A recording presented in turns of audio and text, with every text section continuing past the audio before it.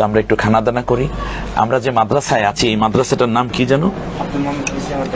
আব্দুল মমিন হাফিজিয়া মাদ্রাসা। আলহামদুলিল্লাহ, আব্দুল মমিন হাফিজিয়া মাদ্রাসায় আমরা আছি। না হোসেন না, আপনি আবু বকর ভাইকে দিয়ে না, এটা আমার জন্য রাখেন। শুকরিয়া, আলহামদুলিল্লাহ। যখন মাহফিলে যাই তখন দেখা যায় আয়োজক বৃন্দ যারা থাকেন সবচেয়ে বড় মাছ, তেলযুক্ত খাবার, রিচ ফুড যা আছে সব হুজুরের জন্য জোগাড়, কারণ বছরে এক বেলা খাওয়াবে তো শহীদ করে খাওয়াবে, মানে খেতে খেতে শহীদ বানিয়ে হলো না। সম্মানিত ভাইরা, একটু বন্ধুত্বের জায়গাটা বলি, এটা শেয়ার করা, মানে বলার জন্য জাস্ট বলা, সেটা হচ্ছে বলার জন্য বলা, কাছে আসছে কলা। দেখেন এই যে যখন পথে ভাইয়ের কথা মনে হলো, দেখলাম যে পেঁপে নিয়ে বসে আছে, মনে হয়েছে পেঁপে কিনি। আমার ভাইয়ের জন্য দোয়া করবেন। পেঁপেটা বক্তাদের জন্য খুবই একটা উপযোগী খাবার, যারা বক্তা আছেন, কারণ রাত সজাগ থাকতে হয়, গোশত খেতে হয়, এবং যেটা পাইলস এবং এই ধরনের রোগগুলোকে খুব বেশি ছড়ায়। তো এই জন্য নিয়মিত পেঁপে খাবেন। আমি যেটা খাই সেটা আমল বলছি। সুযোগ হলে মাঝে মধ্যে কলা, তবে কলাটার টাইমটা খুব সম্ভব দুপুরের মধ্য পর্যন্ত, এরপর কলাটা এড়িয়ে যাওয়া ভালো। মাঝে মাঝে পারলে এক গ্লাস ডাবের পানি। তো পাশে ডাব কিনেছি, কলা কিনেছি, পেঁপে কিনেছি, সুবেদা কিনেছি। সবেদা নিয়ে আসো। আর কি কিনেছি? বেল কিনেছি, বেল। এটা খেতে হবে। পায়খানা ক্লিয়ার, মানে কোষ্ঠকাঠিন্য থাকতে পারবে না, তাহলে গলাও ভালো থাকবে, শরীরটাও সুস্থ থাকবে। ভাই জেল থেকে আসার পরে স্বাভাবিকভাবে অনেকটা মানে এই জগৎ মনে হয় যেন নতুন একটা জায়গা। আবার 3টা বছর পর্যন্ত যারা দীর্ঘদিন জেলে থাকে তারা এই জগৎ সম্বন্ধে অনেক ক্ষেত্রেই কেমন যেন একটা ভারসাম্য আনতে সময় লাগে। আমরা আমির হামজার জন্য দোয়া করব। তো আমরা একটু খানা দানা করি। আমরা যে মাদ্রাসায় আছি এই মাদ্রাসাটার নাম কি জানো? আব্দুল মমিন হাফিজিয়া মাদ্রাসা। আলহামদুলিল্লাহ, আব্দুল মমিন হাফিজিয়া মাদ্রাসায় আমরা আছি। না হোসেন না, আপনি আবু বকর ভাইকে দিয়ে না, এটা আমার জন্য রাখেন। শুকরিয়া, আলহামদুলিল্লাহ। তোমরা নাও। এইবার তোমাদের যে এইটা পুরোটা আপনার পেট ভরে তো লাগবে না, না, এর মধ্যে কোনোই ক্ষতি নেই আলহামদুলিল্লাহ। পেঁপে যত খাওয়া যায়, বিশেষ করে লিভারের জন্য পেঁপে খুব উপকারী। আর একটু তেলযুক্ত খাবার আমাদের অনেক সময় যখন মাহফিলে যাই তখন দেখা যায় আয়োজক বৃন্দ যারা থাকেন সবচেয়ে বড় মাছ, তেলযুক্ত খাবার, রিচ ফুড যা আছে সব হুজুরের জন্য জোগাড়, কারণ বছরে এক বেলা খাওয়াবে তো শহীদ করে খাওয়াবে, মানে খেতে খেতে শহীদ বানিয়ে হলো না।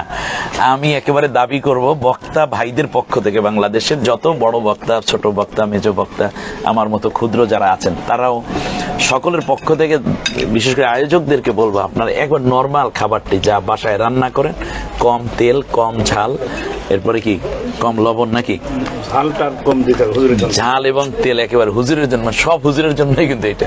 আপনারা হ্যাঁ, শাকসবজি হলে ভালো, একবার ন্যাচারাল খাবার রান্না করা এবং কোনো অতিরিক্ত আয়োজন না, বরং একেবারে যা আপনারা বাসায় রান্না করেন সেই মানের খাবারটাই দিবেন।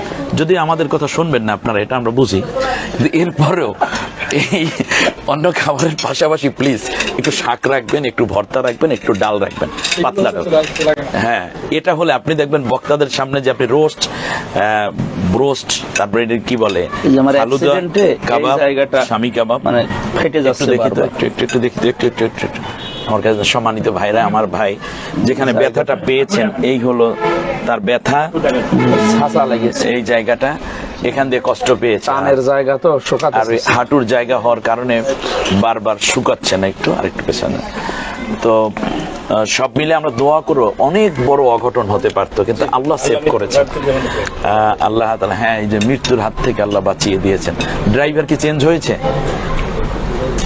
আগের জনকে আগের জন উনি অলরাউন্ডার, উনি তো ধাক্কা লাগাইছে সেই গাড়ির সাথে। ওই দিন উনি ঘুমাচ্ছিলেন, ঘুমিয়েছিলাম শেষে, সে আলামে আড়াই চলে গেছে, এদিকে গাড়ি চলে গেছে লাশের গাড়ির সাথে ধাক্কা লাগছে। আল্লাহু আকবার। আল্লাহ তাআলা বড় বিপদ থেকে বাঁচিয়েছেন। বিশেষ করে আমাদের আমির হামজা ভাই যে নসিহতটা করলেন অল্প কথায়, সেটা হচ্ছে যে বিপদ আসবে কিন্তু স্থায়ী না। বিপদ কখনোই স্থায়ী না, বিচলিত হওয়া যাবে না। আর আমরা যেন ইচ্ছা করে কাউকে বিপদে না ফেলি, কারণ রাসূল সাল্লাল্লাহু আলাইহি ওয়াসাল্লাম বলেছেন পৃথিবীতে কেউ কারো যদি ছোট্ট একটা বোঝা হালকা করে দেয়, আল্লাহ কিয়ামতের দিন ওই বান্দার বড় একটা বোঝা হালকা করে দেবেন। কেউ যদি কার ছোট একটা দোষ গোপন রাখে, আল্লাহ কিয়ামতের দিন তার বড় দোষ গোপন করে রাখবেন। কেউ যদি কারো মনের একটা ছোট্ট আকাঙ্ক্ষা পুরো করে দেন, এক আকাঙ্ক্ষা, আল্লাহ তাআলা তার বড় আকাঙ্ক্ষা পুরো করে দেবেন। জি, খাবার নিয়ে আসো বাবা, ওইদিকে আসো, এদিকে আসো। মাশাআল্লাহ। জি, এটা আপনি খেয়ে ফেলেন পুরোটা। তোমাদের এই কিতাব মিতাবগুলো একটু সরাও, তোমাদের এই কিতাবগুলো একটু সরাও। জি, আলহামদুলিল্লাহ। একটু সরে দেন, উনি যখন ওখান যে আপনি ক্যামেরা একটু দূরে সরাই রাখবেন, এইদিকে না, অন্যকে না না। জি, আলহামদুলিল্লাহ। এগুলো কি নরম না শক্ত? এইটা নরম আছে, একটু সুলে দিই। হ্যাঁ না আমি নিচ্ছি, আপনি নেন। বাইরে রোগীর সেবা করা তো শোন না। এটা না, বেশি নরমটা খাইতে হয়। হ্যাঁ, এটা পারা যাবে। এটা খাওয়ার সিস্টেমই হলো এই না, এটা না। জামানার অবস্থা খারাপ। আল্লাহ রাসূল সাল্লাল্লাহু আলাইহি ওয়াসাল্লাম এই হাদিসটি নিষেধ করেছেন, তোমরা জমানাকে দোষ দিবে না। এটা কি এইভাবে ছোলা লাগে না নাকি? না না না না না না, ওভাবে না। এই যে এটা মুখের মধ্যে মাটার মতো ছোলাটা ফেল না। এটাও একটা সিস্টেম অবশ্য। সম্মানিত ভাইরা, আমাদের বাংলাদেশে এরকম বহু প্রতিভাবান আলেম ছড়িয়ে আছেন। আমরা দোয়া করছি আল্লাহ তাআলা সবাইকে নিরাপত্তা দিন, এবং বিশেষ করে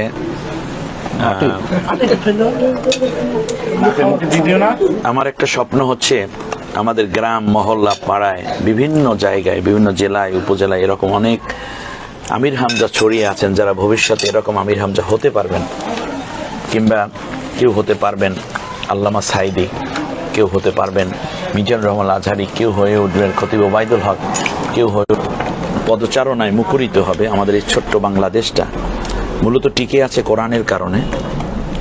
বাংলাদেশ সমৃদ্ধ হবে কোরআনের কারণে। কোরআন এবং কোরআনের আন্দোলন দুর্বল হলে বাংলাদেশে মূলত মুসলিম জাতিসত্তাই দুর্বল হয়ে যাবে, স্বাধীনতা সার্বভৌমত্ব দুর্বল হয়ে যাবে। বাংলাদেশের বর্তমান প্রেক্ষাপটে কোরআনকে এবং কোরআনের আন্দোলনকে তথা কোরআন কেন্দ্রিক কাজকে যত বেশি আমরা সমৃদ্ধ করতে পারবো, বাংলাদেশ তত সমৃদ্ধ হবে, বাংলাদেশ তত বেশি তার স্বকীয়তায় প্রস্ফুটিত হয়ে উঠবে। ঠিক তার পাশাপাশি বাংলাদেশ তার সমৃদ্ধিতে অগ্রণী ভূমিকা পালন করবে ইনশাআল্লাহ। একটু আপনি নেন, অসুবিধা। এই কলাগুলো নাও তোমরা। জি, শুকরান। এটা শেষ। জি, এই কলা নেও, দিয়ে দাও। কলা না খেলে ঠিক হলো, একবার ন্যাচারাল কলা এটা। হ্যাঁ, আপনি ধাপ ধুইবেন। জি জি, প্রিয় দর্শক, বলতে বলতে আমরা এই লাইভ থেকে বিদায় নিচ্ছি। আপনাদের জন্য নিরন্তর শুভেচ্ছা, শুভকামনা, এবং আল্লাহ তাআলা সবাইকে নিরাপত্তার সাথে রাখুন। দেশ এবং বিশ্বের যে কোনো প্রান্তে আছেন সকলে আল্লাহ সুবহানাহু ওয়া তাআলা সকলকে ঈমানের সাথে রাখুন, নিরাপত্তার সাথে রাখুন। একটি হাদিস বলে শেষ করছি।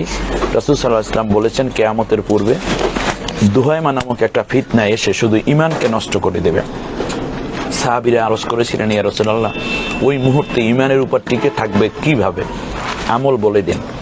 রাসূল সাল্লাল্লাহু আলাইহি ওয়াসাল্লাম বলেছেন, তাআল্লাম কিতাবাল্লাহ ওয়াত্তাবি' মা ফীহি।